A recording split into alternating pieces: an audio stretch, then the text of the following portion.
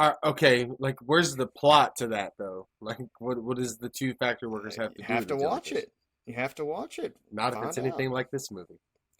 You shut the fuck up now. You pipe down over there until we get to the reactions. He's coming in hot. In the morning, I'm making waffles. Whoever said orange was the new pink was seriously disturbed. And when it comes to huge openings, a lot of people think of me. Just call me a fuck ass. Brilliant. Scary. I get nasty when I'm horny.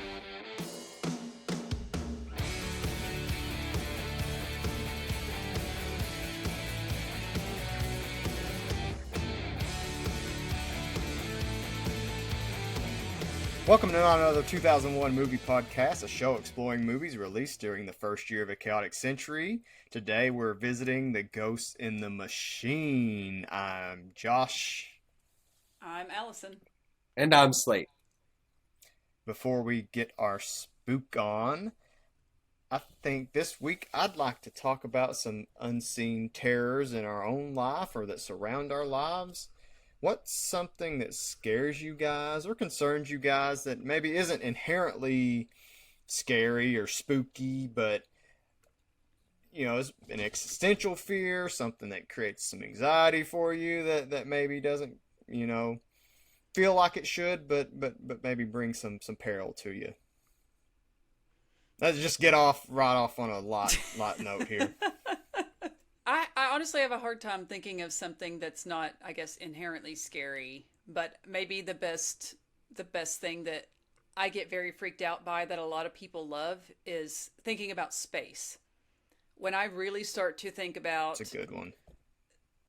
The Milky Way and the galaxy and how space is constantly expanding and there's something in me that gets overwhelmed with the thought of it, and I'm like, I have to stop thinking about it because it just starts to get me wound up a little bit. And I think there's probably a lot of people who get, freaked out. Space is scary. I mean, we've all seen Alien, right? But Yeah. But I also weirdly love space horror. Fair. So things like Alien. There was a movie called Pandorum that came out. It's probably been 15 years ago, but anything kind of in that realm. The Cloverfield paradox. You love the Cloverfield paradox? No. I had that movie such a letdown. Original Cloverfield. Classic. Amazing 10 film. Cloverfield Lane. Thought was really good. Till the end. Cloverfield paradox. I was like, what is happening in this movie? Oh, Cloverfield paradox is a gigantic mess. And we're recording this in March, and Project Hail Mary comes out in 2 weeks, and I can't wait. That's not really a horror, though. It's more like a adventure action, right?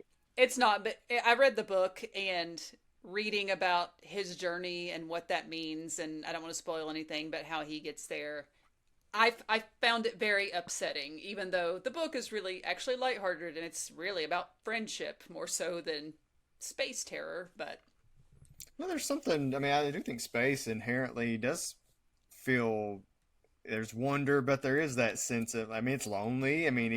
Just for how many people went to space in real life, it's still usually just a couple up there at a time. It's a unique experience, part of being, and the history of humanity. It's not something we've been doing a long time, so it's kind of, a lot of unknowns around it. I was at a Peddler's Mall yesterday and encountered a movie. I didn't pick it up.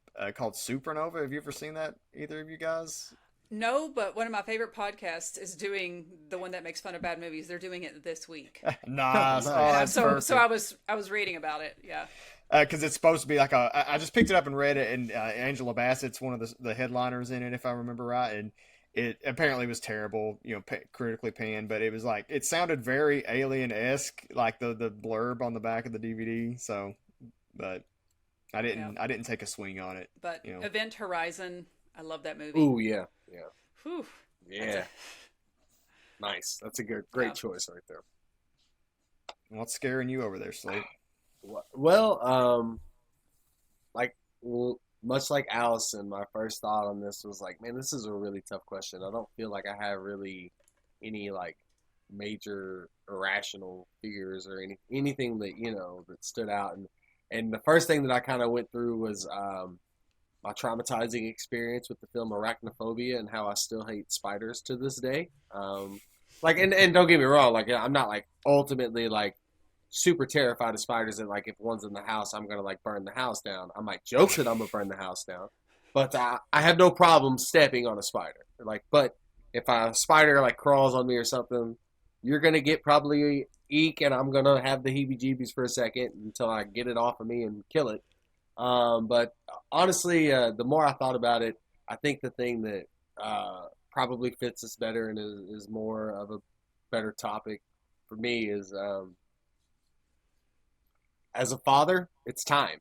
Um, so, like, my daughter's 8 now, and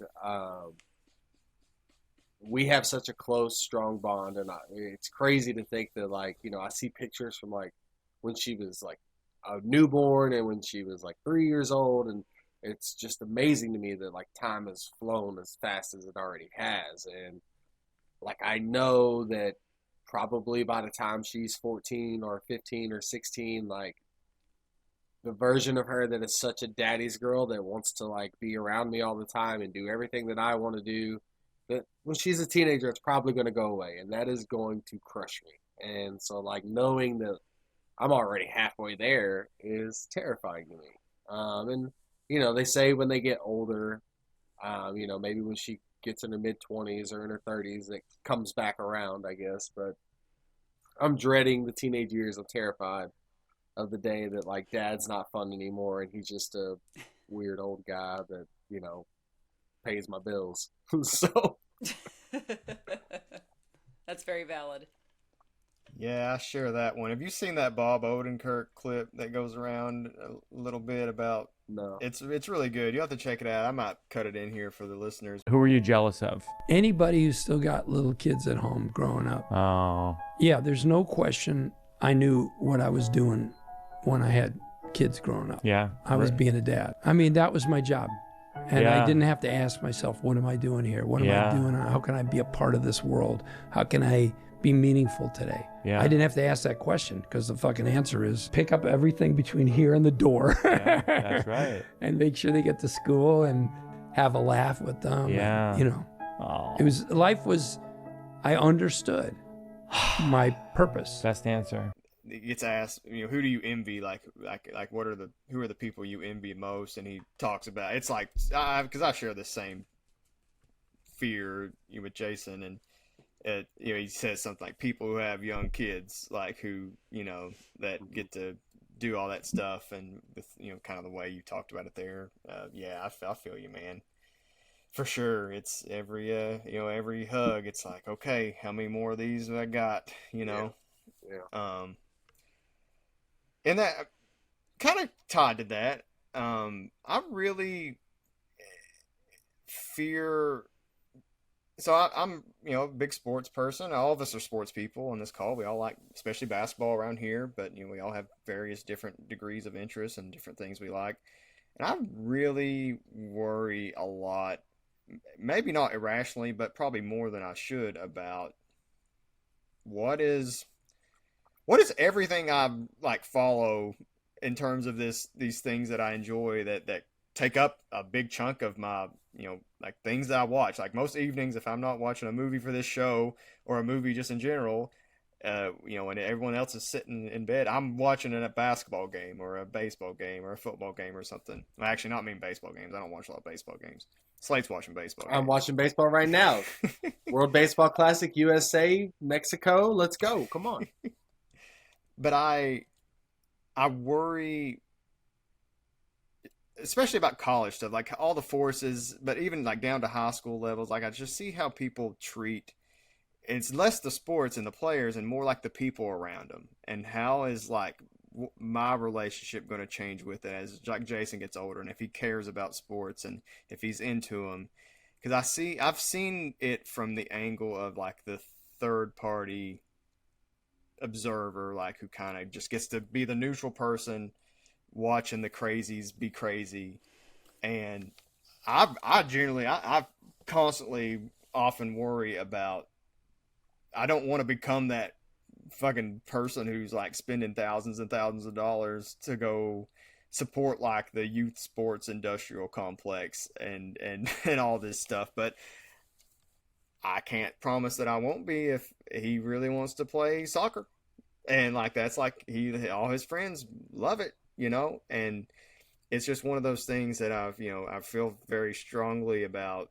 And, I'm more worried about what is it going to do to me if I get consumed by that part of it, after being this person who's objectively has a lot of beliefs about it that won't align with that person if I become that person. But that's how it goes sometimes. Yeah, I get it. You have to compromise your beliefs sometimes, unfortunately. And if my compromises are made around sports, I guess it won't be as bad as some of the compromises that other people make. That's valid. Mm-hmm. Other than that, certainly have a lot of fears around the subject of the movie that we're covering today also, but I didn't want to use that one because that felt like cheating. The film we're talking about today is Pulse, or KAIRO, or Circuit, which is what KAIRO actually translates to. I've never been able to find a good reason as to why this movie has been translated to Pulse. Its Japanese title, KAIRO, apparently does translate to Circuit, so I don't know if it was just a choice made a long time ago or if it just some mistranslation. Who knows? But is it the Weinsteins? Yeah. Yeah, we'll get to those fucks. We'll get to that. You guys didn't get enough of this conversation on the Jeepers Creepers episode. Wait till we get to this one. Yeah, you would not believe, I went into work after we recorded that, and I was asking a bunch of people who were kind of into movies that I work with, and several of them were like, oh yeah, I saw Jeepers Creepers and thought it was pretty good. And I was like, do you know the story behind the director? Nobody knew. I told you. Yeah. I told you. Like, it's just one of those things that nobody even knows. It's so crazy. I did. Oh. I shared. I hope you threw coworkers. That fuck Francis Ford Coppola under the bus too. I did when they were asking. For some reason it came up in conversation, and I started to bring it up, and the guy was like, another one of the guys I work with is like, are you sure you want to keep telling this now? like in this meeting? I'm like, yeah, well, you asked.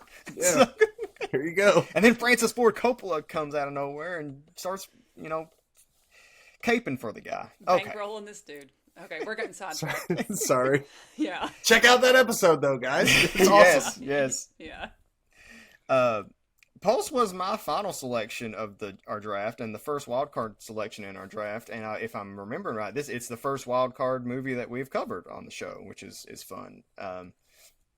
I was debating between this and Godzilla, Mothra and King Ghidorah, Giant Monsters All Out Attack. We've talked about that a little bit, and I think that would have been a fun conversation. But I felt like just the pulse of, or the pulse, the pulse, what Pulse is about, and the things that it brings to mind, and the anxieties that it creates that are still, I think, pretty relevant today. For me, it felt like it fit better in the show than I felt like Godzilla, GMK might have. We may still do that as a bonus episode. Well, who knows? Everything's on the table. The movie was directed by Kiyoshi Kurosawa, who is not related to Akira Kurosawa, the man who is considered by lots of people to be the greatest Japanese film director of all time. Kinema Junpo, have you guys ever heard of this organization? It's really fresh on my radar. It was something I was not familiar with until like 2 months ago, probably. Mm-hmm. They are a Japanese film media. I guess they're probably not the equivalent to like the British Film Institute, but maybe like, I guess for our purposes, that's probably, like the AFI, BFI, they're probably similar to that, I guess. In 2009, so they periodically do a poll of critics in Japan, and 2009 was the last time they did this big poll, and Akira Kurosawa had 10 films listed in the top 100 Japanese films of all time, and 3 of them in the top 10. And 2 of his movies were nominated for International Feature Film at the Oscars. Dodeskiden, I think I'm saying that right, but I'm not sure, and Kagamusha. And then the third Rashomon, I know you've watched that, Allison. You've talked about it on the show before. It was recognized via our friend the honorary award before they started doing the the feature international feature category. So that's cool. So he technically has an Oscar. Kiyoshi Kurosawa in that same poll had 2 movies. Neither one of them was Pulse. Cure, which is a psychological thriller, and Bright Future, which is a surreal drama about 2 factory workers and a jellyfish. It came out 2 years after Pulse. Sure. Okay, like where's the plot to that though? Like, what does the 2 factory workers have to do? You have to watch it. You have to watch it. Not if it's anything like this movie. You shut the fuck up. You pipe down over there until we get to the reactions. He's coming in hot. Have you guys seen Cure? No. Okay, Cure is tremendous. I think even our resident hater would like it quite a bit over there. It's really good. I mean, it's considered like his best movie, and just seeing that between these two, I like both. There are different things about them, but Cure is probably the superior movie. It's a really, really well done piece of work. I've got some stuff in here about what won, like some of the stuff from 2001. The best movie that came out in Japan, at least considered by most sources, is another a coming of age drama called Go. It was submitted to the Academy Awards for our year, the 74th Academy Awards, but it didn't get nominated. Cure was important though, and Akira Kurosawa was important because Cure is sort of the first. It's not really in the same mold as Ring and Pulse and a lot of these other movies that start coming out that start the J-horror thing, but it's like right at the start of it. It's kind of, and it fits. There's things in Cure that sort of fit into the same space. But it wasn't really widely distributed in the U.S. until 2022 when the Criterion Collection released it on Blu-ray and DVD, which is just so fascinating because this, even though it is considered his best movie, his biggest movie, Pulse has been far and away the one that's been easier to obtain. Yeah, I wouldn't be shocked if more people have watched it, like, even though it's, just the nature of how it's been available. And it's been easy to buy. You can go on Amazon and buy the first printing of the DVD, or at least the first company that put it out. You can pick it up easily on Amazon right now if you want to. I guess as of 2 months ago, when you're listening to this, we were recording 2 months ago. I guess it could be sold out by the time we're actually you hear this, listeners. But I'm guessing it won't be. And it's available on Tubi, whereas Cure and some of his other movies are locked into more, things like the Criterion streaming channel and whatnot. Part of why Pulse has been so widely available is because its rights were acquired by Miramax, which becomes the Weinstein Company after Miramax kind of goes to shit. And the Weinstein Company, whatever the fuck ever, they don't deserve to have their names spoken right, goes to shit also. We're not going to talk about that. We had enough sex predators conversation last week. Definitely encourage you to go check that out. But as it pertains to Pulse, they bought up the film's creative and distribution rights, buried it. It didn't get released. The original version didn't get released here until 2005. A short release, just to drum up some interest in the remake that came out, which starred Kristen Bell, was co-written by Wes Craven. I didn't even bother putting the director here because if I remember right, it was the only thing he ever directed. It's garbage. I looked it up and I'm like, yeah, that tracks. It's really bad. I do think it's really interesting to watch them together to see how so many things that work in an original movie that's put together a certain way can be copied 1-to-1 when you remake a movie and just be so watered down that it loses. It's like, and it's a different, like, the intent by the end, I think, of the American remake, it's a little different what it's trying to, like, say about what's happening, but it's like so much less effective for me because it doesn't matter. Like, it doesn't, like, it's stupid. Like, honestly, it just feels kind of like underbaked and just trying to blend too many things, in my opinion. Like, it's trying to kind of have a monster movie in this thing that isn't a monster movie. At least that's not what the source material is. That's what I was telling Slate before you hopped on, because I'll probably be contrasting and comparing the American version, because I watch them back to back. And I had seen the American one 20 years ago, and remembered thinking, this is not that good, and that opinion still holds. There's a couple of scenes I think that are decent, but yeah, it's not good. And I would say, actually, I do think that most of the performances are good in that. I think Kristen Bell's, I mean, she's still pretty early on in her career, but I think, I like her, so I was willing to give it a chance just for her. She's fine in it. I like, I can't remember his name, but he plays Mad Dog in Arrow. that he's younger in that movie, but I thought he was good. I can't remember. I only watched a little bit of Arrow. Yeah, I can't remember. We'll plug him. Well, I'll put a picture of him in the video, but he was pretty good. And spoiler, he dies by halfway through, so he's gone halfway through the movie. But so we're talking about the Japanese version, which is, in a sentence, I'll sum it up: the worlds of greenhouse worker Michi Kudo, played by Kamiko Aso, and student Ryosuke Kawashima, played by Haruhiko Kato, collide as they dissolve into a third space from which there is seemingly no return. It's a really hard movie to really sum up, I think, but that's about as good as I can do it. So let's talk about Pulse, guys. What did you think? I don't know if I should ask Allison to start, because I imagine she'll have you can ask Slate to start, because I don't think he's going to talk very long. That's fair. I want to okay. bring your fastball, brother. All right. I gave this movie an absolute legitimate chance. Like, I went into this movie excited, thinking I was going to love this movie, because for me, I feel that horror and fear are universal languages. I feel like I could watch a foreign film that is a horror movie from different countries, whether it be Japan, Europe, Korea, any of those places, and what's scary in those films tracks and is like another language that, even in English can be interpreted. Like Americans are afraid of certain things and Japanese are afraid of certain things, and it just is a universal language. Is fear. And it's one of those things that, like, you don't, the subtitles and all that stuff, different languages, it's doesn't matter. It can still be a very good movie, scary movie.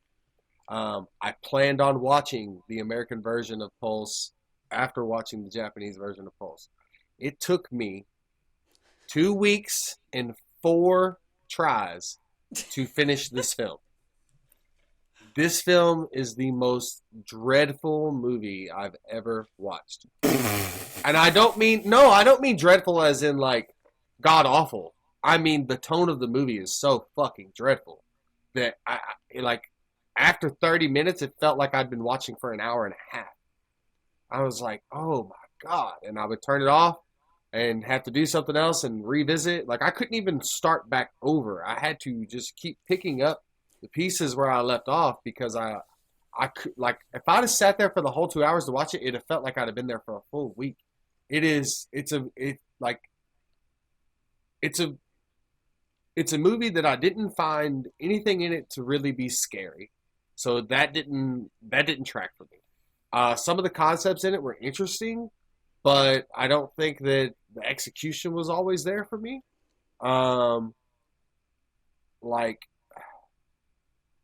For instance, the probably like the most scary sequence in the movie is when I don't remember the guy's name, but he takes the red tape off the door and comes across the female ghost that kind of runs back to him and traps him. He's walks back to him. Yeah, okay, I'm sorry. Walks back to him, and he's like trapped. Stumbles towards him. He's trapped under the desk and like looking up, waiting, and she's like crawling over it.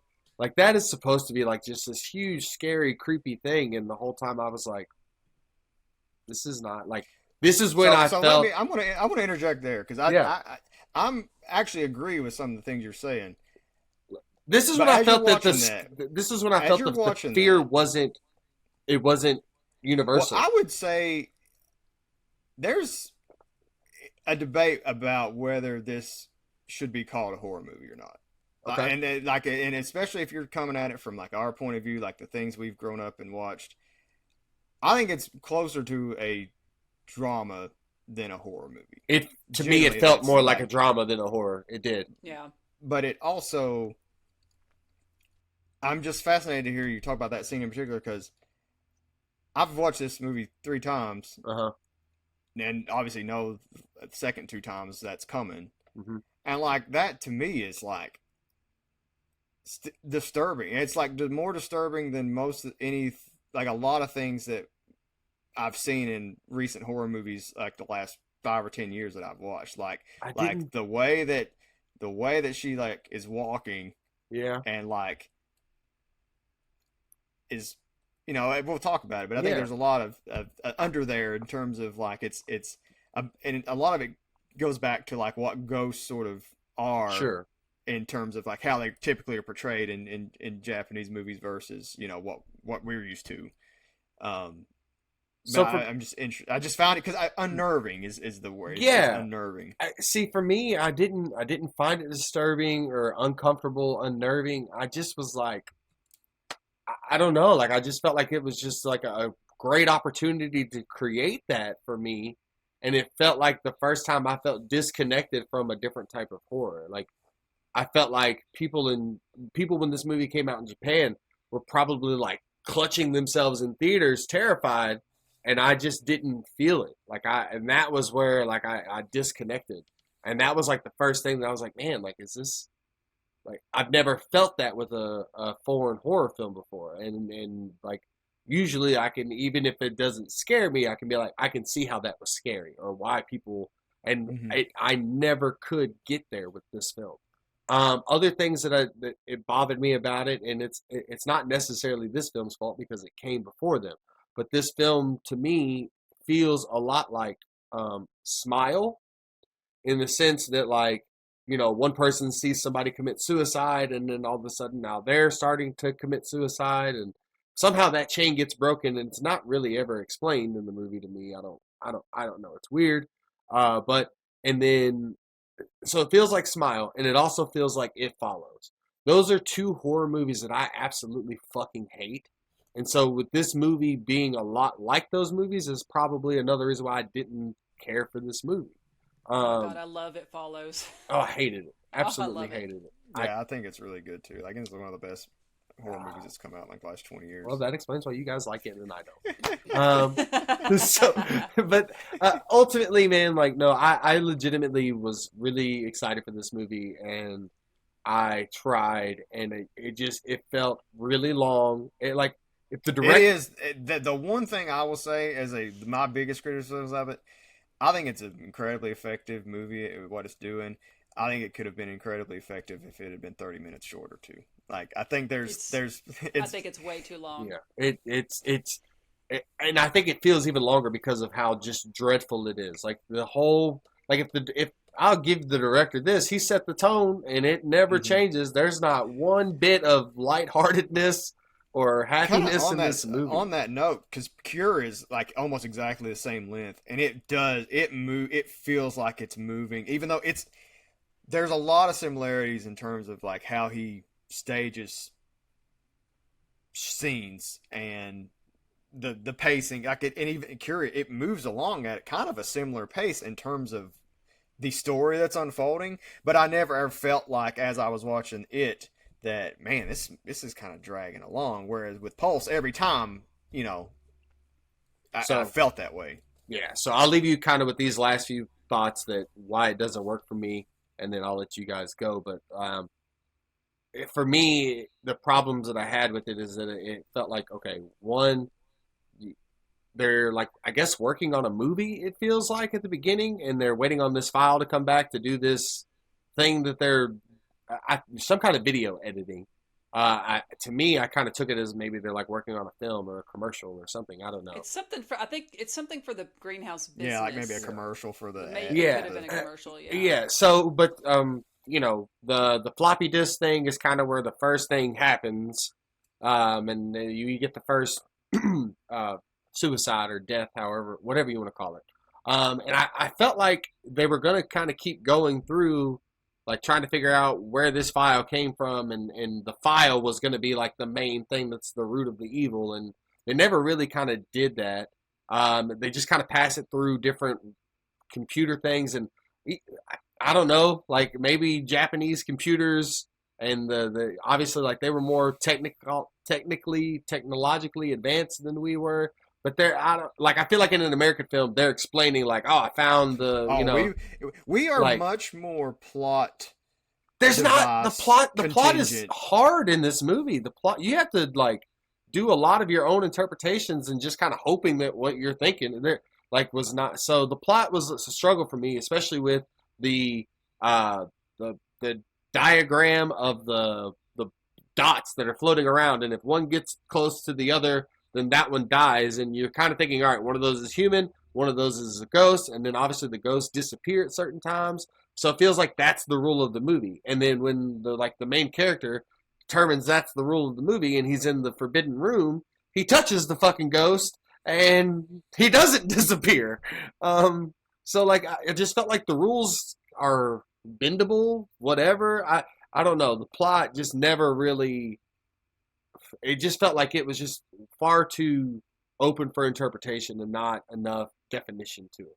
So those are the things that I struggled with this movie. And much like Allison, when she was like, I'm glad that I watched Black Hawk Down, but I will never subject myself through that much dread again. That's what I felt like with this movie. It's like, if I want to be depressed for a month and a half, I'll put on Pulse and it'll fucking depress the shit out of somebody. That is 100%. Yep, that's absolutely.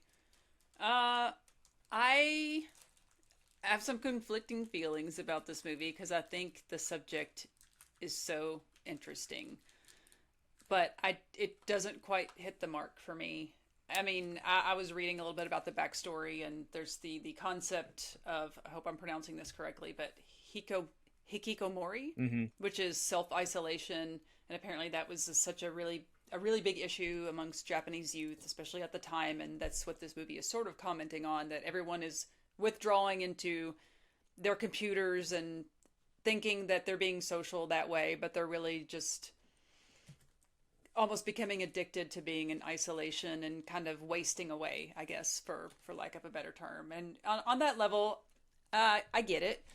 And I think there's I actually think the scenes where you can see in the computer monitor that there's someone behind watching them, and then it goes on and on and on, almost like a fractal. I found that creepier than the ghost lady walking down the hallway. I mean, that was a little bit unsettling, but the ultimate payoff when she creeps over and looks down, her face is completely normal.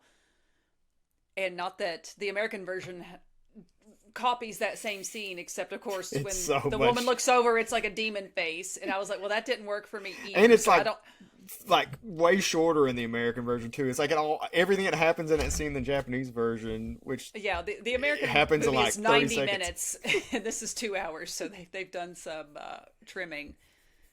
But I'm probably gonna, like I said, I'm gonna talk about the American version quite a bit in comparison. But I kind of wished if you could take like some of the production value of the American version, and I don't want the same explanation because I think the ghosts are coming through Wi-Fi is dumb, but at least it kind of made sense, whereas the Japanese version, there's just this random grad student who's like, oh yeah, well the ghosts, they're just all full, so they're just creeping into our realm. I'm like, how the fuck do you know that, man? And they are all just like, yep, that's what it is.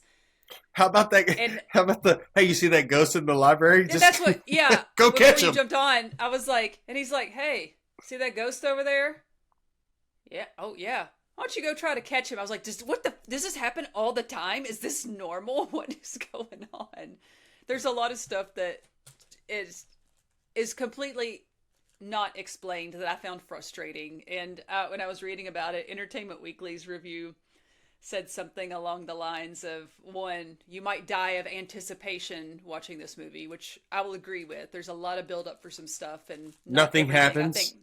Not everything I think pays off, and that not a shred of this movie makes sense. I'm like, I think I also see. I disagree. I disagree with the not making sense thing, but because I think if you're approaching it from the standpoint of I need everything explained to me, I need a reason for this to be happening, I think it's easy to get there. Like, it's easy to say, like, yeah, okay, it doesn't make sense because, like you brought up the floppy disk thing like, there's things like planted that don't, like, okay, yeah, I guess if you're operating from a point of view of like, I need that to lead to something, yeah, it doesn't lead to anything. But I don't know. I mean, I guess I'll just, I watch it differently because I do think it's way too long. It feels it every time. I felt that way watching it. But I think, to me, like the just the way it feels, and and I don't know, I do think it's pretty easy to follow once you kind of buy into what it's trying to do. Like, I don't actually think you struggle with the plot. I don't really think it's really that hard to follow myself, because I still don't know what it's trying to do. That's my problem. I don't know what it's. I'm not sure the commentary it's really trying to give me. Like, we're isolating ourselves, and we don't and I don't even think, the more I've watched it, the more I also come around to, like, because the first time I watched it, like, oh, this is like about isolation and computers, and we're doing this, terrible things to ourselves, and there's that layer to it. Like, that's certainly a factor, but also it's less even about the technology and more about just the isolation part. Like, because I think it's easy to watch this and think, like, computer's bad, like we but I think it's more like, why don't we want to connect with people, like because, and it's like, I think the ghost, like, that's what the ghost, like, the scary thing about when that woman is approaching, to me, like this ghost is like, she's wanting to connect with this person who's come into this room, and later on in the movie, the guy connects with the ghost, and he touches him, and he's like, it's not just like a ghost, it's like a thing he can touch. It's a person that's been left behind, and it's sort of trying to reach out and reconnect with the world that they left behind. And there's still the hopelessness comes after you realize this person's trying to connect with you, and for some reason that's making you really sad. Like, see, I don't know. That's not really what I got from watching it. I don't know. Like, I never got the vibe that they were saying that, computers are keeping us away from each other. Like, to me, a lot of the dialogue is talking about how you can connect through computers. And so I don't know. It didn't work for me. Like, I'd never understood how all of a sudden everybody just disappeared. Like, everybody just committed suicide. I don't know what happened to where at the end of the movie, like, our two main characters seem to be like the last two people left on Earth. And and the thing is, some of them do die by suicide, but others just disintegrate. Like the person Junko. Disintegrates? Junko. Yeah, they just go, just disappear. Like, see, I guess I just assumed, disintegrates into ash. See, I guess I just assumed that they were already dead when they disintegrated. Like, I felt like they were the ghost that was just disintegrating and leaving the. I don't know. It's just hard for me to explain. Like, if somebody were to ask me what this movie was about, I would be like, you'd have to watch it and come up with your own interpretation, because I still am really unsure. And for me, that's what I struggle with this movie. I mean, there's so much talk about death, and it also seems like a really depressing commentary on, I think, is it Haru? His what's his name? The teacher. Friend. The lab computer lab teacher. Harui. Yeah, Harue. But they're kind of having this conversation about oh, the thought of when you die, you'll go on to heaven and you get to be with all your friends. And maybe they're finding out that that's not the case because the ghosts are escaping from their realm and they're desperate for some sort of connection. Yeah. That's kind of the interpretation I got out of it, because she in particular kept harping on that and was saying, is almost like, is this all there is, and I'm so lonely here and I'm going to be lonely after that, and what do I do? And then she makes out with somebody invisible at the end and says, I'm no longer alone. And I was like, I don't know what the fuck just happened. Yeah. But, And okay. they're like, we can choose to go with them or be here alone by ourselves. And And then she shoots herself shortly after. And yeah, I'm not sure what determines someone who decides to take their own life versus someone who's so sad and lonely that they literally wither into dust. here's all right. I want to say two things that I actually liked about the movie before I get into one part that really pissed me off about the movie. Okay, so because I do think that this movie does do some things good and interesting, and the two sequences that I really enjoyed was in the arcade. That are I don't even know the the dude that doesn't know anything about computers that's trying to get with Ryu. yeah. When he's in the arcade and all, like nobody's there, and like I think there's a ghost sequence in the arcade with him. I remember being really interested in the effective lighting of all the games going off and everything. Thought that was really well done. I really enjoyed that sequence. I was like, all right, this is where the movie's cooking a little bit for me here. And then the um, the Forbidden Room sequence was interesting. I don't know if necessarily I loved it, because it still didn't answer enough questions for me. Like when he touched the ghost and the ghost doesn't disintegrate, and I was like, okay, so he's not a blip. This is not hand in hand. Like I thought this was foreshadowing, but I did like that entire room sequence and that interaction that he had with, I guess, the main bad ghost, whatever is going Who, on by there. the way, I was like, he looks like the Grim Reaper from Bill and Ted's Excellent Adventure. A little bit, a little bit. And I did like the bag over the head, you know, trying to pull that off. That whole sequence was See, I didn't understand that. well, like for me, I took it as all right. It's already somebody that's dead and suffocated under the bag, and they're going to reveal the ghost, and that's going to be like this big scare, which it didn't really ever get there. But Then he shoots himself. yeah.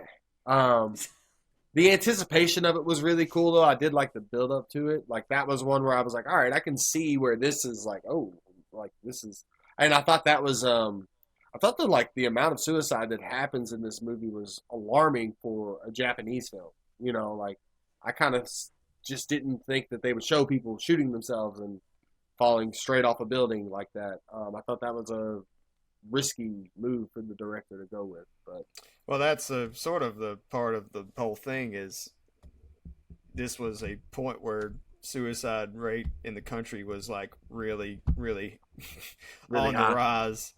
Um, that's part of like the hikikomori, thing Allison brought up, that the self isolation. It's like sort of tied. They're kind of tied together. Like I mean, and that's just not a crazy thing. Like people isolate themselves and usually end up. Not everybody, dies by suicide, but they will, hurt themselves or just retreat into loneliness. And I mean, for me, that's like that is the key thing about this. Whether it works for you or it doesn't, it's. I mean, I think it's the best movie I feel like I've ever watched. That's ostensibly about depression, like and what it can do to people. And that's, I will say, if that's a feeling you don't want to have near you, I can see why this would be a movie you would not want to watch, because I think it does a very good job. At least I feel like it does a good job of putting you in that feeling, I guess, at least for parts of it. I mean, that's for me. Like, I don't know, a lot of the connection stuff, that all was something like I kind of right away was like, people, these ghosts want to feel something with these people that they chose to leave behind. Like they've kind of not had that connection in life, and now they're still searching for it on the other side when they've reached this whatever this other side is, or this third place, whatever we're calling it, the internet. I don't. That just happened to be where they got trapped. I don't. And that's the thing. Cause I initially, back when the first time I watched this, I thought like, oh, the tech part of this is a big reason. But I don't actually even know. I think it's just more a tool. I don't think I think you could do this movie without the computers, and it can be a very, very much the same movie in terms of what it's trying to say. It just, the computers are a good conduit for that. And obviously, they're taking off. I mean, like the internet and everything is really, this was filmed in probably 2000 or 99. It released in 2001 in Japan. But it's something that's clearly on the rise globally. And they're usually ahead of us. Like Japan is at least at that time, especially typically like 10, 20 years ahead technologically. So they were probably feeling the effects of a lot of this stuff earlier than we were. I don't know. I was looking at, I guess, is it Taguchi, the very first one, the one that's missing, and they're showing his computer setup, and I was like, did they? I know we had old monitors, but in 2001, I was like, did everyone have monitors like this? I would have expected someone into computers to have something that looked a little more. Something that was interesting, considering in Swordfish that they had that 7-screen, whatever that was. Well, that's like the weird that is thing the same year as this movie. That is crazy to think. Yeah. Well, it's also, but like also, I mean, Swordfish is a billionaire, Alec Baldwin, playboy, whatever the hell that guy was. I don't even remember his name in the movie, but whereas this is Gabriel. Gabriel, that's what it was. It was in the back of my head. I was like, I'm trying to whip it out. That's John Travolta, brother. What are you talking about? Not Alec Baldwin. Jesus Christ. Man, oh my God. That's worse than Willem Dafoe thing for the Mulholland Drive podcast. At least it's not a Plato quote. Don't come to this podcast for facts. Oh God. Well, there's the top of the show.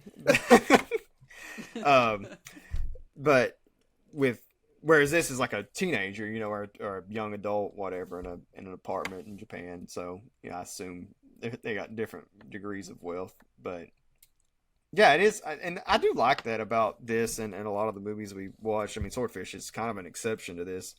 You plant you in that space where computers were so. It's interesting, right? Because like to me, like the computer, like before we started recording, I was bitching at my computer because my dock is like not wanting to work, but they're less like a fixture in our home and more a place where we go and take and set a laptop, or a lot of people have PCs and stuff. That's not an abnormal thing, but for most people it's laptops and cell phones and things that are portable and like they're more a part of our daily being than they were even at the time this movie was conceived. Like in, say, the mid-90s, my mom got a computer. It was the family computer, right? So everyone kind of shared it. And then eventually when I got to high school, she did buy me one. It had a lot of like homework and stuff to do on it. But now everybody's got multiple devices that you can take with you wherever you go. And it's so integrated into our lives as opposed to kind of a stationary setup that you have to go to and stay at.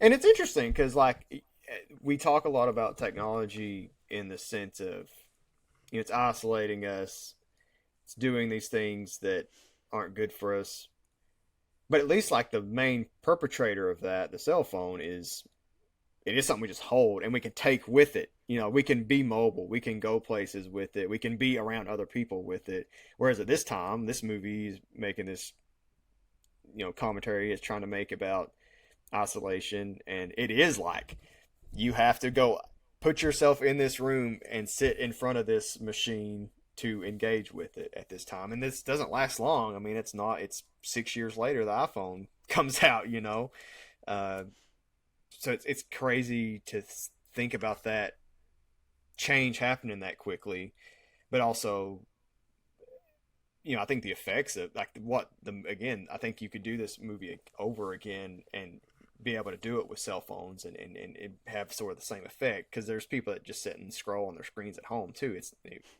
But it is different. Like it is, I feel like it's different. One thing I told Slate before you hopped on, when I was kind of researching and reading through threads on Reddit and whatnot, and there's so many people that are like, this is the scariest movie ever made, and I'm like, no, it's not. Not a shot. But one person said, this movie is too sad to be scary, and I was like, that's exactly how I feel about it. And I was just looking in your notes, that whole conversation that after Taguchi dies by suicide and the rest of them are sitting around and, oh, we had no idea and he really never said anything, so what could we possibly have done? And then the other guy says, I think about dying sometimes. Yeah. It's so easy to hang yourself. I was like, and Jesus. Then the scene just ends. And I'm glad you brought that up, because and we don't have to go through the whole movie. I actually think this is I don't think it's a hard movie to talk about scene by scene, but I do think it's better. This is one I think I'd rather the listeners watch if they're interested in it and not like have the scene by kind of scene discussion. But that scene you brought up, Allison, it might be the last time the movie is lit in a way that's happy too. Like from memory, like there aren't a lot of scenes where it's bright. I think that's one of the last times we're outside where someone isn't dying, Yeah. Like it's kind of, I think that's I do think it's effective throughout the movie that you can tell that there are fewer and fewer people around. Mm-hmm.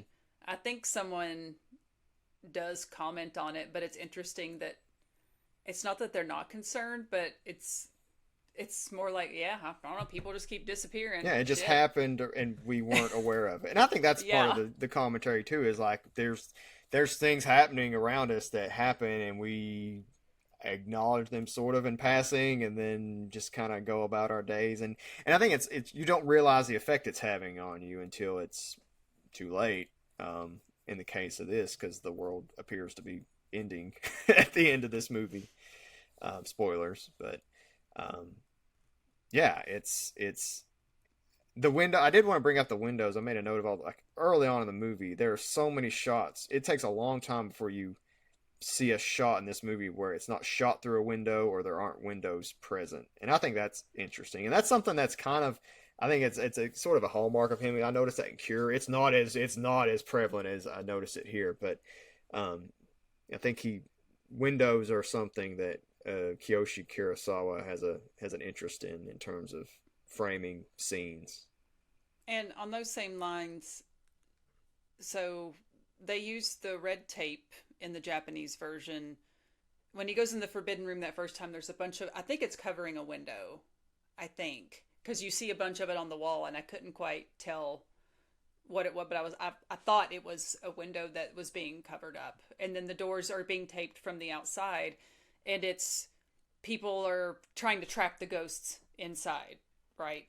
So they don't get out.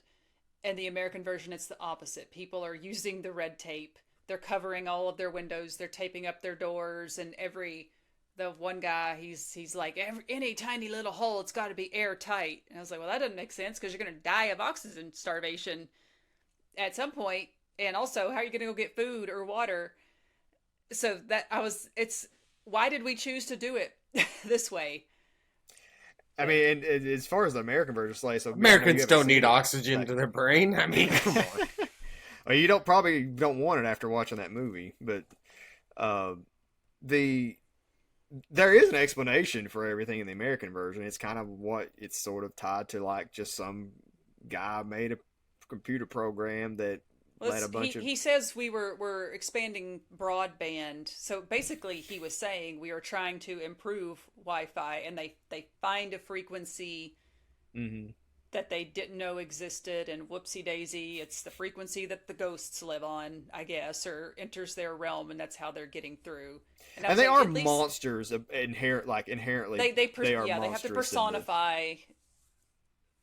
Whereas they in this, say that monster, he literally sucks the life out of you and sucks your will to The live. first scene in That's the American one, as far as what they're doing, is pretty cool. Like where they're in the library, like they sort of kind of recreate the library scene as the first scene in the American movie. Kind of, it's not the same scene, but it's like not the same setup. But that's sort of how they set up everything, and it's pretty cool the first time it happens. I think it's kind of cool, but. See, I didn't think. I'm like, I don't need you to personify this feeling of dread and sapping your will to live by making it an actual monster, because I don't find that scary either. It wasn't scary. It's certainly not. I think, as much as I would say agree that this isn't a horror movie, and the fear, like, it's not scary. It's more anxiety. Like for the original, like I think it's more anxiety and the fear. Any fear or scariness comes from that more than what you feel in response to that, more than like the movie being scary,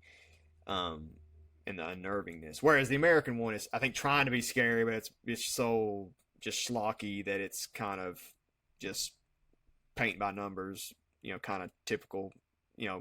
Typical of that time. We've talked about it, that time being really bad in horror. Like it kind of probably checks every box in terms of the bad remake, bad just general horror thing. Yeah, I don't know. Is there anything else you guys want to say about the movie in terms of? I do want to get to the one scene that irritated the absolute shit out of Oh me. yeah. Go for it. So, I'm not gonna get their names right. The two main characters at the end of the movie, he's looking for her. He finds her, and she's in that alley, bashing the glass or windows or whatever. And he's like, "We need to go." And she was like, "Take me anywhere with you. I don't want to ever be left alone again. Let's go as far away as possible as we can go." Awesome. So we hop on a train and we go as far as the train will take us. The train stops and he's like, "All right, I'm going to talk to the conductor. Do not leave me. You wait here. Stay right here. Miss, I don't want to ever be left alone again. Stay with me. Do not get off this train." Okay, as soon as he leaves, fuck this motherfucker. I'm getting off this train and going anywhere by myself. I What? laughed out loud because it was so comical of him saying, "Stay right here. I'll check on the conductor." And He then turns his back and she dashes. It's fucking stupid. But they're alone. I mean, that's like the. I think it's almost like an addiction. I think. Yeah. She's saying she wants to get away from this feeling, but she can't. Yeah. I don't understand being so deathly afraid to be alone that the only person who's left on this fucking earth is the person that you want to be with, and then as soon as they get up, you say, "All right, I'm going to go the opposite direction and go be alone," even though I told him I didn't want to be alone. What She's the depressed. fuck? No, it makes no sense. I mean, It's dumb. She's well, you can say it's dumb, but that's how people feel. Like sometimes people don't make sense, man. Like that's the. And you can not like it. I'm not saying it has. No, I guess I just like. I don't know. I didn't get that. It didn't. I don't know. It's frustrating. It's extremely frustrating. It doesn't seem like a rational, normal. She's not rational. Okay, you're but like, you're and right. I understand that too. But like, I don't know. It just doesn't seem like an authentic response. It feels like all right. We have to create a separation. It doesn't seem like a between response a person who is not mentally ill would make. I don't know. I think that's the conflict or the guess friction there. I hated that choice of writing at that point in the movie. That was like my peak irritation. I'm still irritated by it. Well, it only lasts like 45 more minutes after that, probably. How many times was this movie like over and you're like, "Oh, thank God it's over." Oh shit, it's not over. There were moments like that scene where I thought, like, the first time I was watching it, I was like, "Oh, this is probably close to finish." Like that kind of felt like a place I thought the where... same, and then I would check the time. I was like, "Really?" It is too long. I do think he does a good job. For me, I think this movie's very effective, but I think it's effective. It's overly effective. Like it's so drawn out, and maybe that's part of the point. Like you're really trying to bathe people in this dread, but I think it accomplishes what it's trying to accomplish well before it's over. And I was so frustrated at the end. Okay, the car's out of gas. Don't worry, I saw a gas tank. I'll go back and get it. Are you good to go by yourself? Okay, cool. I'll just wait here. And, clearly, you know better than this, Michi. Come on, please. But when he pumps the gas, the door opens behind him with the red tape, and then the gas cap rolls off into that room. And I thought, bro, you don't need it. You don't need it. Carry it out to the car right now. Don't go get it. Unless you're juggling that bitch on the way out. Of course, he's got to go in there and meet the Bill and Ted ghost and get himself so depressed. He's an emo K-pop demon hunter. Yeah. I was like really confused the first time I watched about the tape. Like, as I was just like, I don't get this. And they never explain it, like, as far as things like you're talking about explaining things. But Red is like, that's the most Japanese, I mean, other than the actors and the language, but like, that's the most, like, I think knowing what it is in Japan it makes it more sense as you're watching it as a foreigner. Red is like a color that's like meant to like fend off spirits. Like, that's the crux of it. And so, is it a common color of like duct tape that they use in construction in Japan? I don't I'm just, know. you know what I mean? Maybe. Because like, it's just like, just a normal red tape just laying around on this guy's construction panel, you know?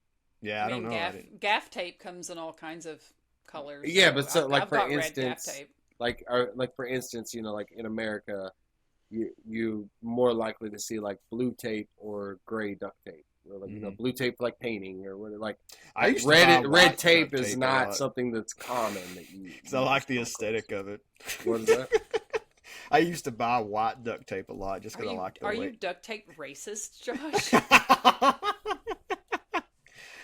Cancel me. That's another podcast in itself. So.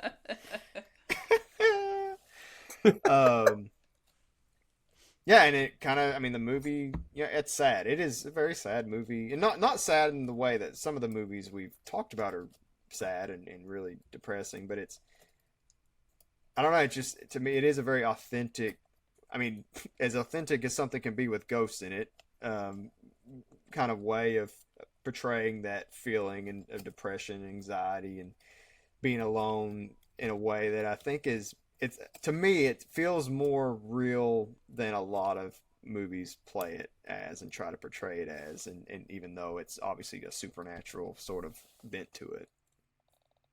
But I'm just one guy on a podcast. I'm looking at your notes here, Josh, and yeah, when Junko goes into the red tape room, even though she's been told not to, I also wasn't sure what was happening there. I mean, I assume it's, I guess, sort of similar to what happens to Ryu at the end, but you just see that black figure turn towards them, and Michi's trying to pull her out, but for some reason she's trying to come back in. But that sequence was strange to me. Also, her stealing food, because the random ghost boy who was in the library pops up in the gas station, peeking behind a counter, and she freaks out. And the juxtaposition of the alarm going off as she's just running out, like carrying her bread and groceries, because there's nobody left to, take her money. It's an interesting reaction, right? When you're like, it's becoming clearer, I hope, to them at that point. Like, yeah, everybody's missing. That you to still like act like you've committed robbery. When I guess you are. Then they just find a random guy on a cruise ship. I mean, like that. Also, was he the only one on the ship, or that's what I felt like. Other survivors. It wasn't clear, but they don't show you anybody. It's just they made it seem like it's just him and her and the ghost of what's his face. The voiceover, she says, what is it? I found happiness with my last friend in the world. And it's unclear, is she talking about Ryu, or is she talking about this random ship captain who's taken her to Latin America? And like, it's weird because like when the film finally comes full circle and like she's now there and turns around and like you're back on the ship from the beginning of the movie, it felt like, oh, okay, this is her like years later to me. Like, is what I was first thinking was like, all right, now we've seen like how far we've come since then, and that wasn't the case as clearly. And I was just, I don't know, it's time's a weird thing in this movie too to me. I don't know. It's just I don't even know how long this movie spans from. I think it's from the probably about first a week or death. two. There was another thing I struggled with was not just time but place. I couldn't follow exactly Where we are, where where we're we going. are. That was something I Everything struggled was with too. everything was so drab, and Mm-hmm. I didn't have a real strong concept of. It seemed like they would be at work, but then they'd walk around a corner and they were inside somebody's apartment building, and the whole spatial layout of this movie didn't make sense to me. And then we walk out of the door and there's a huge factory tower and a woman jumps off of it and everyone's just standing there watching her like, well, how about that? Yeah. What? I do, and some of that's maybe like just not being familiar with like kind of the geography, It's the Japanese of the country. style versus, And also but- the fact that they're like, when they're looking for Haru, they're like, quick to the abandoned factory. It's just a comical thing. That It was film like terrible. the way they cut there is like Yeah. so funny. Like it's like Let's go to this. It's like a Scooby Doo. You just like cut to it and there's like bats flying around. that's It's where super they've been spooky. making the illegal potions. Yeah, and also like the first time we see a forbidden room, that was the first time where I struggled with the geography because I was like, where did they? Because like the first time we see it, the visitor. He's to at the, an apartment. Yeah, right? he's at an apartment, and then it's like, and it's. My understanding is it's the basement of the apartment building, but like that's a really hard thing to. I think you almost have to like have really good awareness of Japanese apartment buildings to kind of catch that.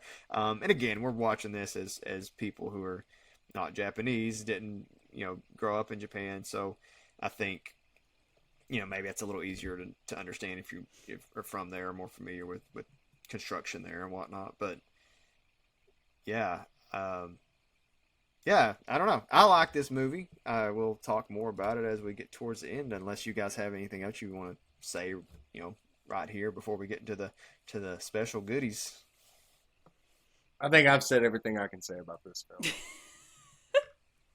We're 0 for 2 on Japanese movies with Slate because he did not like Spirited Away either. I'm sorry. I tried. Like, I thought it's crazy. I went into both of these films thinking that I was really going to like both of them. And I don't find myself as somebody who has a hard time interpreting films or understanding what a director is trying to do. And both of these films just didn't land with me. And it honestly irritates me because, like, I don't have that problem usually. And, like, I feel like I'm, even with foreign films can,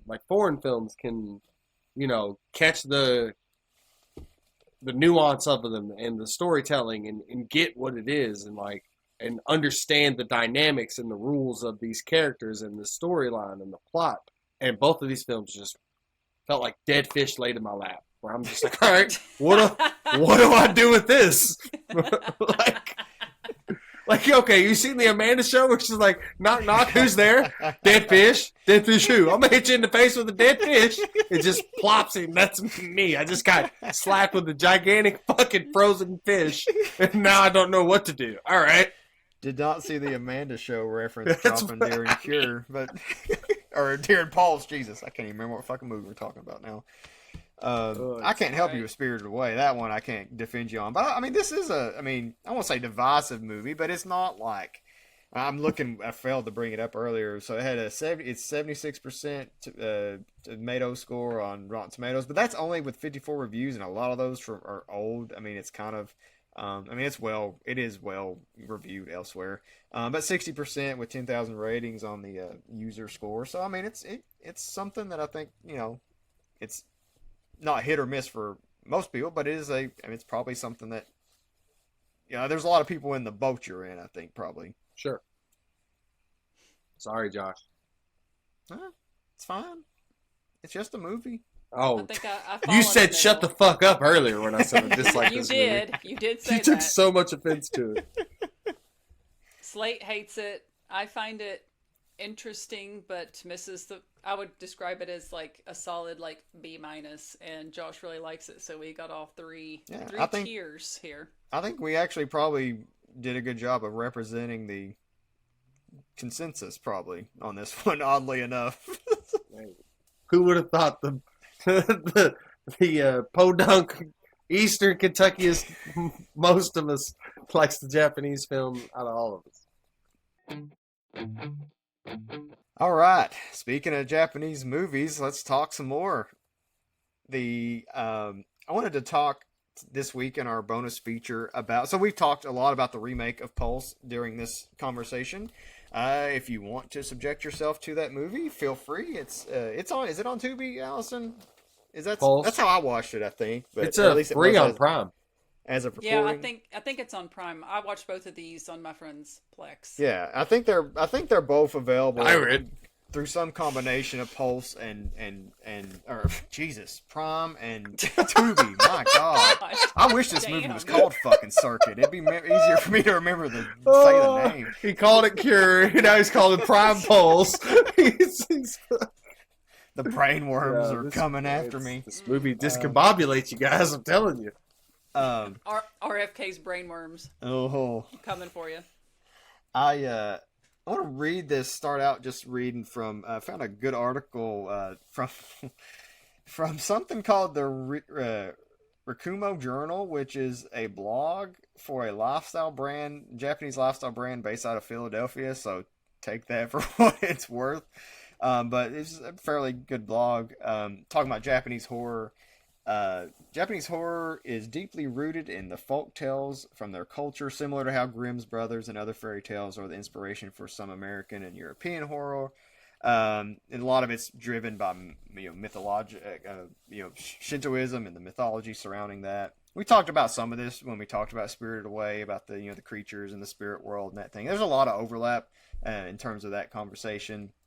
Yokai, it's kind of like the blanket term for all supernatural stuff. Yurei, I don't know. It's probably Yurei.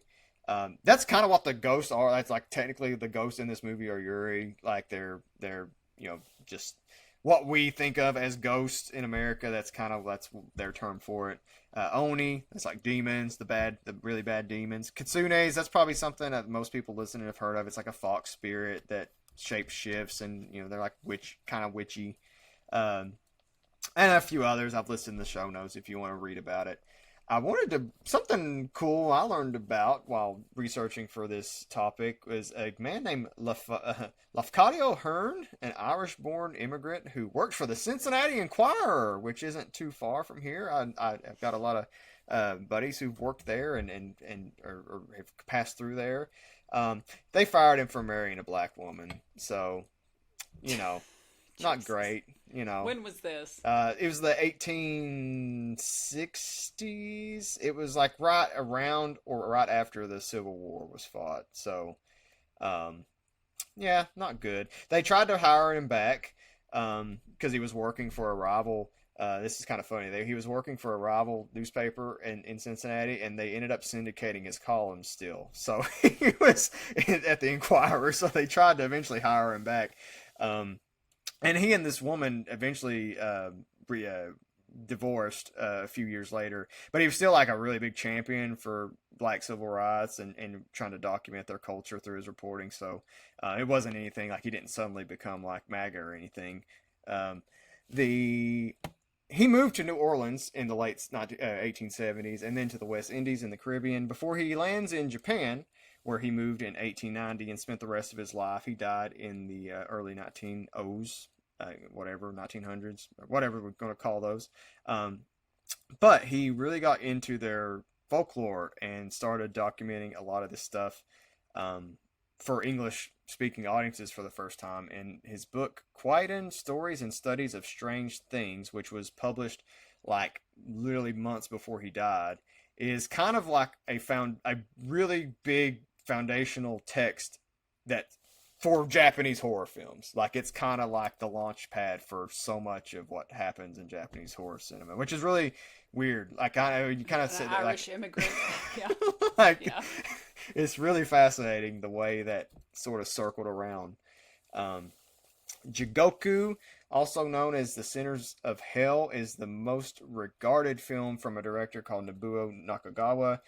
Don't have a lot to say about that, other than like it's kind of considered the first horror movie, one of the first horror movies in Japan. Onibaba is a big, one of the big players. Um, Also, it translates to Demon Hag, also promoted as the whole. You should look up the cover for this one. It's pretty good.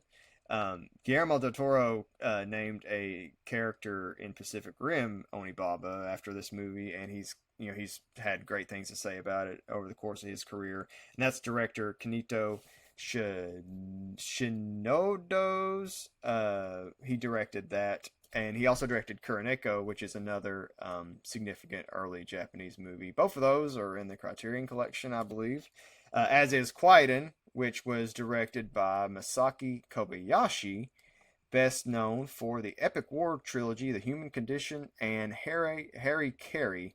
I may have misspelled that in the notes here. Harakiri. Harakiri.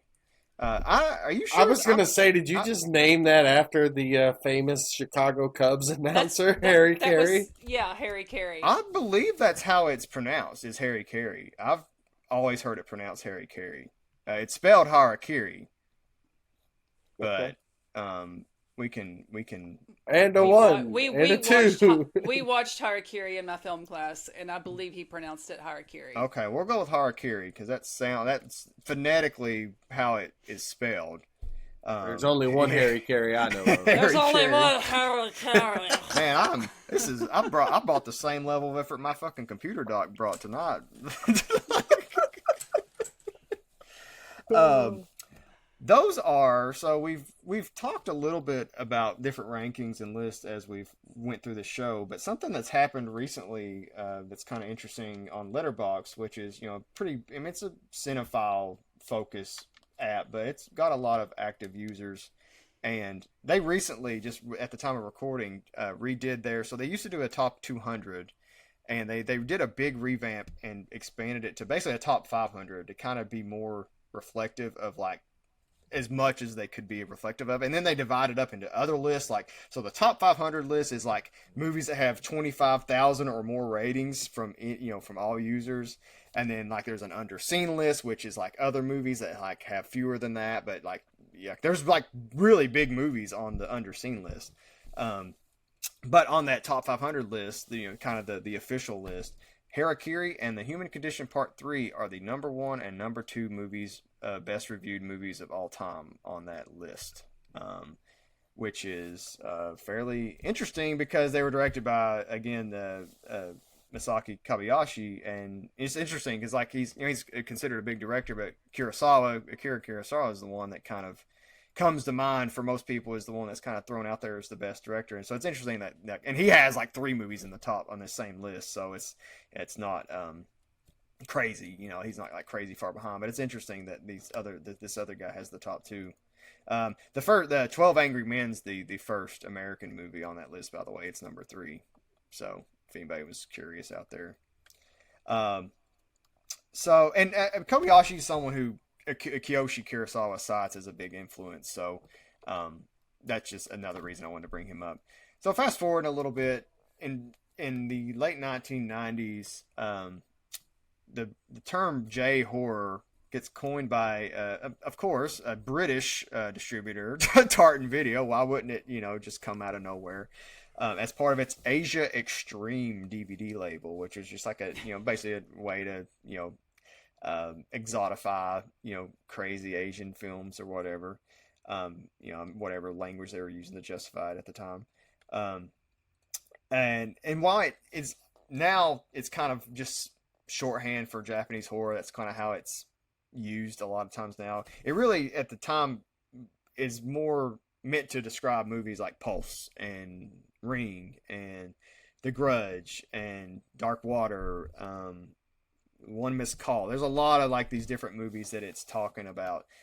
When people kind of colloquially talk about J-horror, just kind of the vibes and the tropes. Like it's more psychological. It's less about blood and gore and death. It's as far as killing, it's not like a slasher thing. It's more of like a, trying to fuck with your head or trying to make you feel bad about being a human being.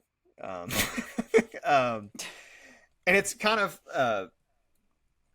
there was a remake wave there of a lot of these movies, but then you kind of get into this place where things like It Follows. I think It Follows. I feel like Get Out has some roots in this. I listed The Invisible Man, the 2020 version, because I remember watching that movie even at the time. It was one reason I remember watching that movie is because it's the last movie my wife and I watched in a movie theater before COVID. It was one of the last ones I saw in the theater too. Yeah. I liked that. I thought it was a pretty good. I liked it a lot. Interpretation, yeah. And a lot of it was because it was so different than what I was expecting it to be. It was less. I was expecting kind of like a sort of slasher-esque thing, and it is more like a thriller, psychological thriller, and a lot of J horror kind of to a degree amounts to psychological drama, psychological thriller, and to some degree too. So, yeah, I just really wanted to talk for a second about just what have you guys seen? What do you, in terms of the influence these movies, this kind of style, some of the tropes have had on American cinema, any types of other cinema that you think they might have, and also just remakes too, like what we have, because we've clearly gotten away, I think, from remaking foreign movies, and I'm curious, like maybe as to why that is. I have some thoughts on that, but yeah. For me, like my first, I guess, time dipping my toes into this water for like J horror and stuff would have been the American remakes of The Grudge and The Ring, of course. Like those would have been um, like the main things that I really kind of caught myself watching, and I never really watched the Japanese versions, the originals. Have I been intrigued to watch them? Yes, I just never really sought them out. I remember even being in Blockbuster seeing like Ringu like on the shelf that's and was cool. like, oh, that's the original version, and but of course, like getting my mom to rent a movie from Blockbuster that's all in Japanese was not something that she was going to watch.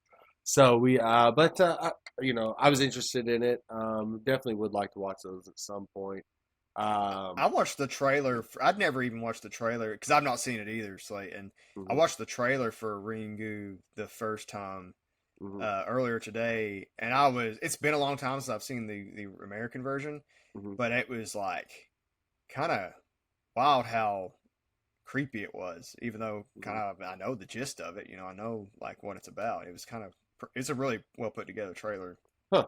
And I wouldn't be surprised if a lot of modern horror movies today aren't stealing a lot of plot points in storytelling and concepts from these Japanese movies. Like I said, to me, like it wouldn't shock me at all if you found out that Smile or It Follows were inspired loosely by like this film or other Japanese horror movies. So I'm sure we've run into that too. I think the first time I remember like, no, like you need to check out this Japanese horror movie was Train to Busan, and it blew my socks off. And that was like the first South Korean. That's South Korean. Is that South Korean? Okay, all right. Sorry, South Korean. I made a note. You brought that up before, and I was looking at it, and I edited it in the episode, but it's like I was like just making sure. I meant to tell you that, and then forgot. So just so you. My bad to all the Japanese and South Korean people. Oh, I wasn't even calling you out. I just wanted to let you know. That's my beef. My beef. I didn't know either until after I was reading about it later. But I didn't dive a whole lot into the J horror stuff. Honestly, my first like real trip into most Japanese films was like you, Josh, the Godzilla movies. Like I had a buddy of mine who was a diehard Godzilla fan and he had every single Japanese, DVD of all the original Godzilla movies, and so we would hang out and watch those at his house, and the black and white Toho originals and everything else. So That was like my first experience with that type of stuff. But and I guess that's somewhat of a horror movie in its sense. Yeah, I had a note there about that when I was going through the history because I would consider, especially the first one, a horror movie. Yeah, I would too. To me, that's how I've always thought of it as. Yeah, I portray it as like Japanese people would have found it horrific. So yeah, I thought it, but yeah, I mean that's kind of my loose base in that style and what I've watched, and I'm always down. Like if you've got a Japanese horror movie that's transcending and awesome and different, throw it at me. I'll watch it. I don't care. I like foreign movies. I really do.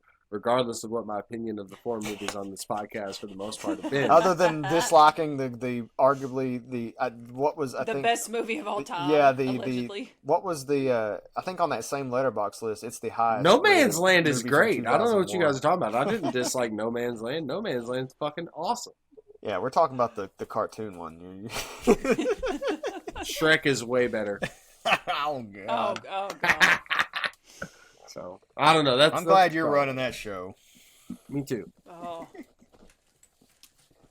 So yeah, like I said in our group text, I've seen this. I will say, watching Pulse Japanese version and the American version right after makes me want to go back and watch Ju-on the Grudge, which I haven't seen. I've just seen the American version, and same with Ringu, because I've only seen The Ring. And I've seen the sequels to both of those, which are not worth anything. But I think The Ring is legitimately really, really good and holds up. I've watched it several times since. I remember watching Dark Water, and I'm pretty sure I fell asleep. Hey, our girl Jennifer Another Connelly's waste of in Jennifer that. Connelly, much like A Beautiful Mind. But it was interesting. I was thinking, that you've really made it in America when your style gets parodied in some movie, and I can't remember at which point it happened, but the whole blue tinted Japanese boy that meows loudly became a trope in I think some of the scary movies, and there's probably it's been parodied elsewhere. And also, if you've seen Cabin in the Woods, one of the entities that they're hoping they make this sacrifice. One of them is a classroom full of Japanese kids, and one of these yokai that they're fighting against, and unfortunately they succeed. But that's a fun twist on the horror genre of that film itself. I love yeah. that. I really liked Cabin in the Woods. Yeah, it's awesome. Yeah, it's really good. But I generally like this style, like you said, leaning into the psychological. Like I said, even in The Ring, when you watch the tape that they watch, and it doesn't make any sense. It's just random scenes thrown together, but it's so unsettling. I thought that was so effective. Like there's just one part where I think there's just a ladder like spinning around for no reason, and the whole thing just makes you feel like you can feel your skin crawling, and you can't exactly pinpoint why. And that first scene when they find the girl in the closet and her face, there's that like split second shot of her face, and her that jaws, like haunts me in my dreams. And The Grudge, I think, is a lesser movie, but it has some really, really disturbing and effective scenes. Especially if there's one where this girl's trying to hide in her bed and she can't escape this ghost, and that's the kind of thing that I would like sit in bed and think about. I've like never watched The Grudge. When I was little, like, oh, I can't let any part of my body be outside the covers because a ghost might get it. It kind of plays on that sort of fear where you think you're safe because you're all covered up, and they twist that in The Grudge. The Ring was either the first horror movie I ever watched or the second, because I can't remember if I saw it or Final Destination first. But it was those, and it wasn't in the theaters. It was at a friend's house on one of those giant, like, you talk about dating ourselves, fucking flat screen TVs that are smaller than the ones sitting behind me now that weighed fucking 3,000 pounds. Because the flat screen that were still the giant tube TVs in the back, so they were super top heavy. It was bigger than your house. Like, ridiculous that those were a thing. But that's how I was exposed to both of those movies, was on that TV. and it's definitely, see, I don't remember being scared of Final Destination, but The Ring was like the first thing, like, as a, I guess I was in middle school, like, that I was kind of like creeped out by, like, and, generally, like, I've not watched a lot of the Japanese originals of this stuff either, and I want to. That's something I'm intending to do, as we continue through this year, and try to.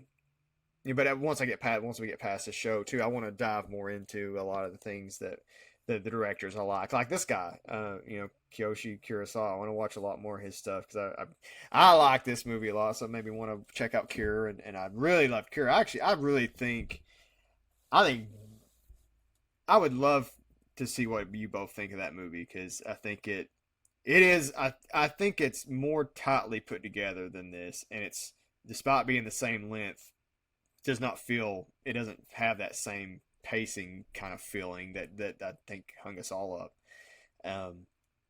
But it also kind of leaves some things, open to your interpretation too. Especially I think the final scene is something I could see Slay just hating, but I'd be curious, because I was like, what the fuck? Like, and then like kind of thought about it more. I was like, oh, that's kind of interesting. So one other comment on The Ring. I literally just remembered this. So obviously I was in college, and we'd gone out. I saw it in the theater. I was living in a dorm at the time, and my roommate had gone home for the weekend, and I slept on the top bunk. And I swear to you, so we went and saw that movie, super creeped out, and my TV came on in the middle of the night. And I don't know how. I don't remember if the remote was like on the bed with me, if I must have inadvertently turned it on. But I remember waking up, and it was 2 or 3 in the morning, and I was so freaked out. Having just watched this movie, I was like, why the fuck did the TV just come on by itself? Yeah. Sorry. But I'm still here, so. Talking about scary movie and some of the things, like, as we talked about it when we talked about parodies, that's probably like if you were trying to paint me as a bad person for some reason, like, the fact that I like the Scary Movie trilogy, at least the first 3, like, would be maybe the first bullet in your chamber, because like I like those movies way more than I should. I think Anna Faris is great in those movies. I love honestly, Anna I Faris. think she's so funny. But the 7 day, like the whole 7 days thing is just like a big running thing through the third movie, like a big point of the third movie, and it's I think that is certainly, I feel like, the J horror movie that has had even though I think others are held up in more esteem to some degree, like at least the American remake at least is probably had more cultural impact than anything, than a lot of horror movies from that time period in general, So, I don't think we see as many remakes now, just simply because everything's more accessible, and it's harder to. I think it's almost harder to get away with remaking something and trying to recreate it in a way like you would have, like they did with Pulse and Dark Water. And God, put this in. I've never seen either version of One Missed Call, but it's pretty telling that the Japanese version was poorly reviewed, and they decided to remake it, and it somehow ends up with it's like there's only like 20 movies with a 0% on Rotten Tomatoes, and it's one of them. I was going to say, I remember One Missed Call being discussed as like one of the worst movies ever. That makes me kind of want to watch it, honestly. Yeah, see how bad it is. Can we replace that for .com for murder? Yeah. Well, that's a conversation we might need to have at some point about .com for murder. Is it not available anywhere because it's so obscure? And that is probably it. It's more of a sketchy release date situation. Oh, so you're breaking the rules again, Josh. So it is. We can have this conversation now because we can produce in real time.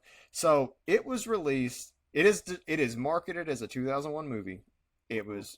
And that's when it was like distributed, like on the film festival. So like but we don't use that as our release thing. That's not what we go by. We go by theatrical release, or like if it's just straight to video, then when it came out on video.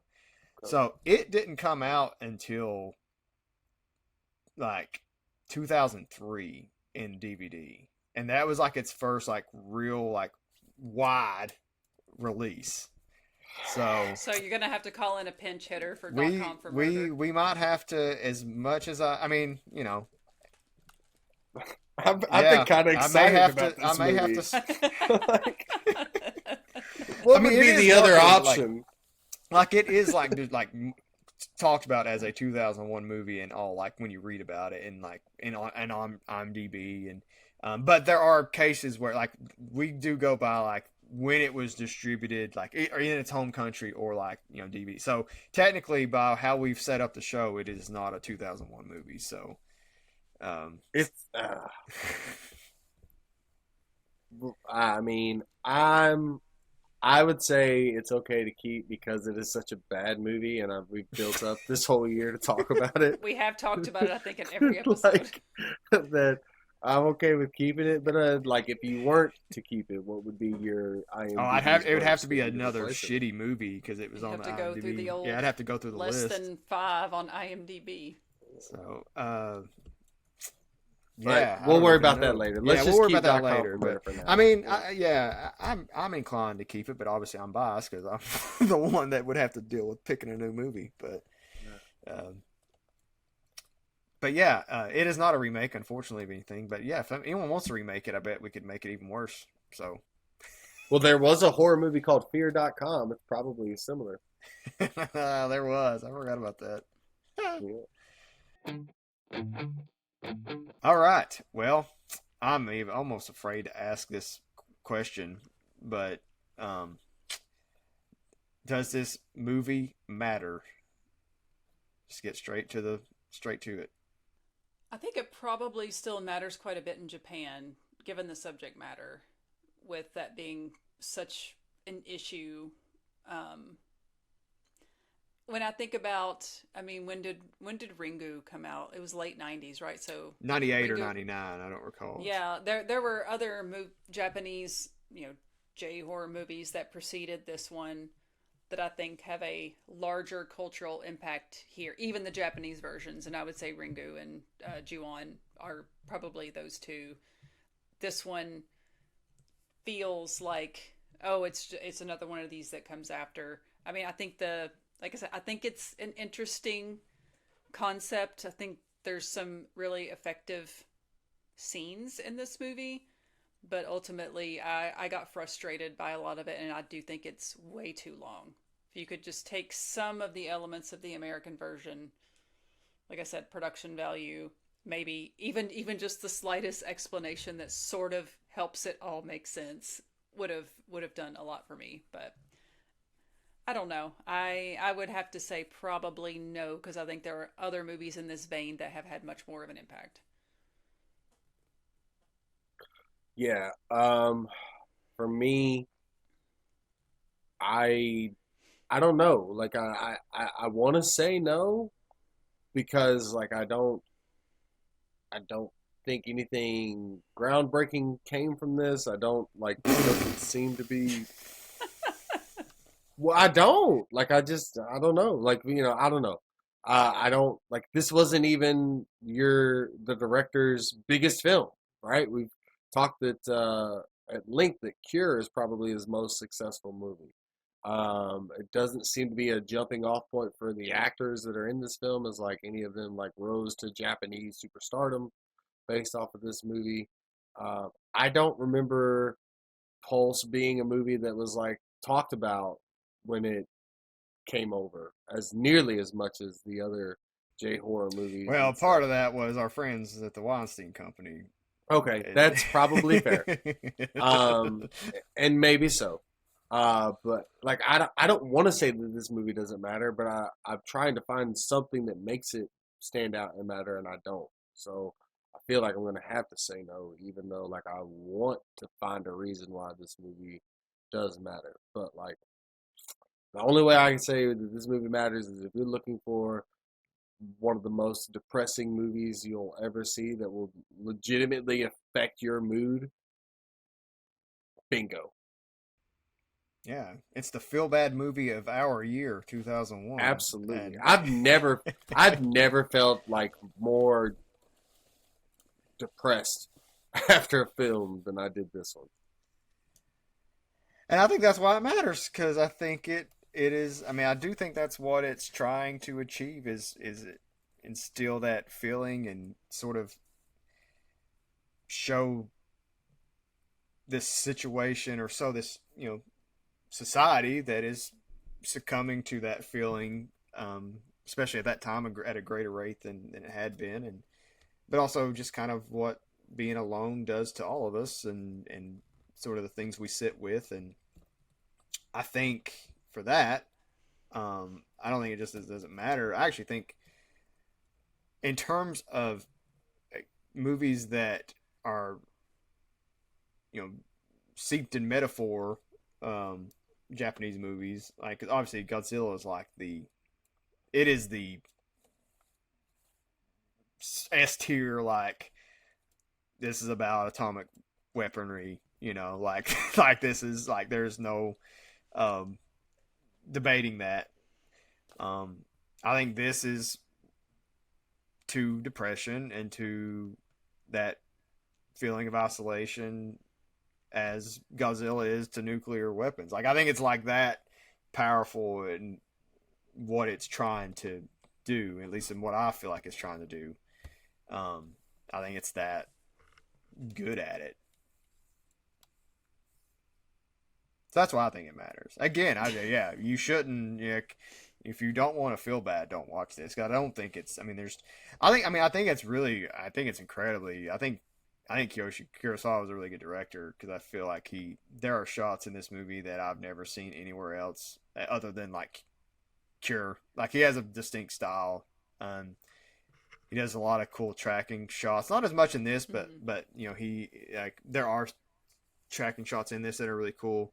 The scene that frustrated, with her running out of the train is a pretty good example.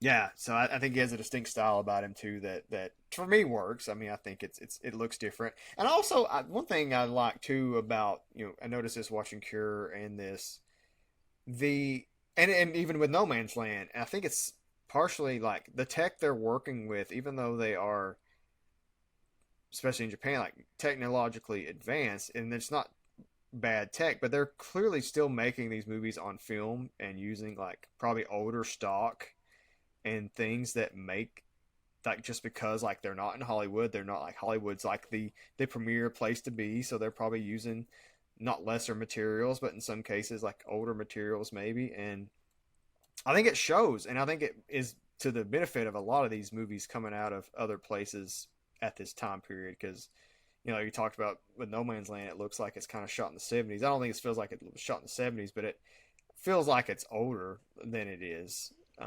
And to me, I like that. I just that was one thing that I kept noticing, because I felt the same thing, and then I had to remind myself, no, this takes place, I think, in 2001, or at the very least like the late 90s, given the technology, but the whole thing felt like it could have taken place 20 to 30 years earlier. Yeah, I agree. Yeah, it could have been, if you told me it was set in the 80s and it had been made in the 80s, I would have, yeah, makes sense. Or late 80s, like, and for me, I don't know, I'm increasing, and maybe it's just like the getting old and like looking back and like, man, we had it pretty good, like, part of it. But like, I like that aesthetic increasingly. Like, I'm, We had as different I colored age, Mac I'm PC becoming, bubbles. what's that? We had different colored Mac PC bubbles. Well, it's not just that. It's more just like, I'm just getting worn out with like the digital aesthetic in movies, especially. And there's good CGI, but there's so much of it is just so That, bad. that was one of the things I loved about going to see Hateful Eight in theaters when it first hit, was like Tarantino used like legitimate, was it 8 millimeter film? Mm. Like, and I mean, I loved it. It felt like a real film theater experience. Just being on that film and seeing it on the big screen versus seeing it digitally, it just felt better. I don't know, like, so big fan of that. Okay, I think we've officially become a real film podcast now that we've championed we've championed film. Yeah. Well, thank you everybody as always for listening to us ramble. I know we get off on tangents and say things that you probably disagree with a lot, and that's fine. Let us know about it. Say it nicely. Show notes in the description as always, along with links to our places we hang out online. Leave reviews, follow us on Instagram, watch us on YouTube, send us postcards, carrier pigeons, emails from email accounts you haven't logged into in decades, from your old Dell workstation, whatever you want to do. Also, given a lot of we've talked about suicide and self-harm and things a lot this episode, so I want to just say, if you or someone you care about is having a mental health emergency, please talk to somebody. In America, you can call or text 988 to speak with somebody who, if you speak English or Spanish, someone is there 24/7 to access. Please do that. Yeah, that's all I have for the moment. If you guys have anything you want to chip in before we keep going. I would just end on saying about this movie, I think it's worth watching, but I think if you do, also watch the American version, because I thought that was just the more interesting to see the contrast of how America dumbs down stuff. It is a really good. I bet it probably is without having seen the like Ring and Ringu together, like I'd bet it's the best example of like a bad scenario of like approaching that, trying to do that. Because I just think what the original is trying to convey is just not present at all in the original or in the remake. And I think without that overwhelming sense of dread, the whole thing just kind of doesn't materialize into anything. Yeah. Oh, you got something, Slate? No, I was gonna say, honestly, I don't really know what else to say about this movie. He's so happy this is over. It's not that I hate the movie, I just really dislike it. So aside from that, Mrs. Lincoln, how was the play? Mind blowing. Oops. Oh.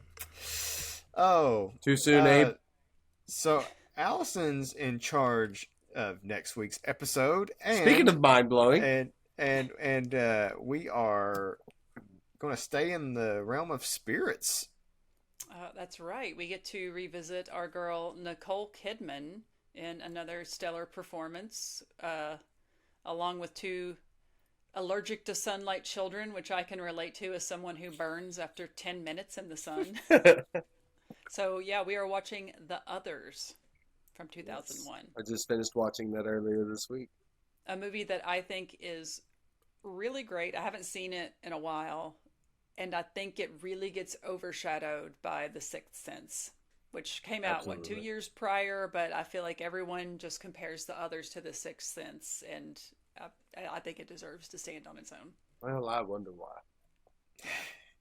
We'll get there. Yeah, that'll be an interesting conversation, I think. Yeah. And Marilee from Fear Coded will be joining us again for that episode. She, if you listen to our episode, she stood in for Allison when we talked about Valentine back in February. Yeah, I was not sad about missing that conversation, but so it'll be our first foursome with Marilee joining us, so that'll be a lot of fun, and I know she's really excited to talk about this movie with us. So happy to have her back. Can't wait to do this episode. So that'll be next week. So before then, or until then rather, try to lower your screen time, everybody, and keep the ghost away. get outside, talk to your friends. whatever tomorrow brings, I'll be there. With open arms and open eyes. Yeah.